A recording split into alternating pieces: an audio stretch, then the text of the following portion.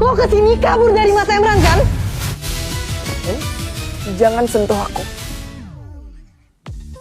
Di awal cuplikan, terlihat Kansa yang sedang berwudu dengan tenang.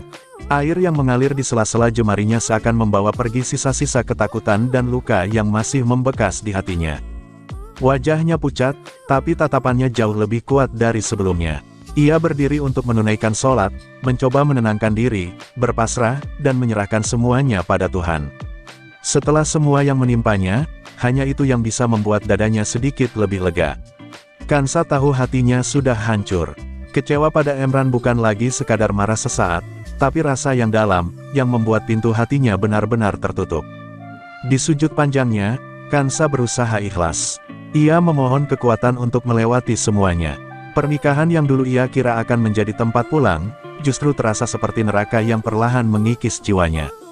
Tidak ada lagi rasa aman, tidak ada lagi rasa dihargai. Yang tersisa hanya luka dan rasa tidak dianggap.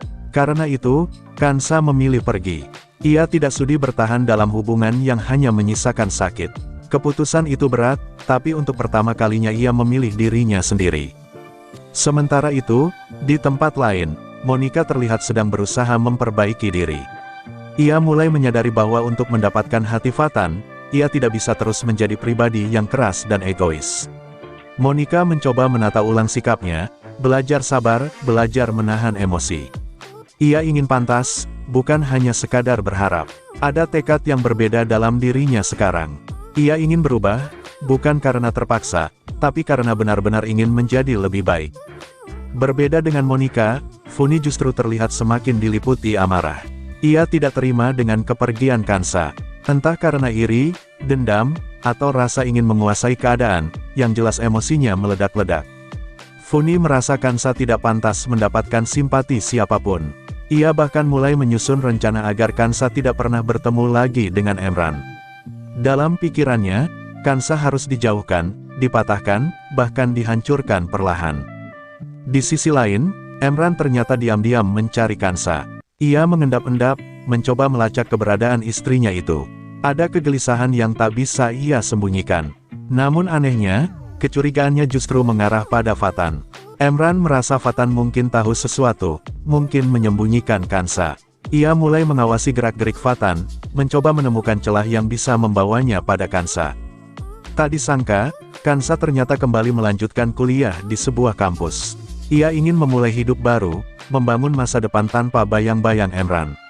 Kampus itu menjadi simbol harapan barunya. Namun rupanya, Funi tidak tinggal diam. Dengan licik, ia menyusun rencana agar tempat baru itu berubah menjadi neraka bagi Kansa.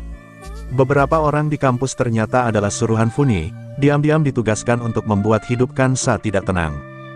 Suatu hari, saat Kansa berjalan di koridor kampus, seorang cowok tiba-tiba menggodanya. Awalnya hanya sapaan tak penting, tapi lama-lama berubah jadi gangguan yang membuatnya tidak nyaman. Kansa sudah berusaha sopan, menjaga jarak, tapi cowok itu terus mendekat. Sikapnya semakin kurang ajar, seolah merasa punya kuasa. Ia bahkan menyebut soal ritual aneh yang harus dilakukan Kansa sebagai mahasiswa baru. Ritual yang ternyata hanyalah dalih untuk menyentuhnya. Cowok itu mencoba mendekat lebih jauh, berniat mencium pipi Kansa. Situasi mendadak tegang, namun Kansa bukan lagi perempuan lemah yang hanya bisa diam. Dengan sigap ia melindungi dirinya, menepis dan menjaga jarak.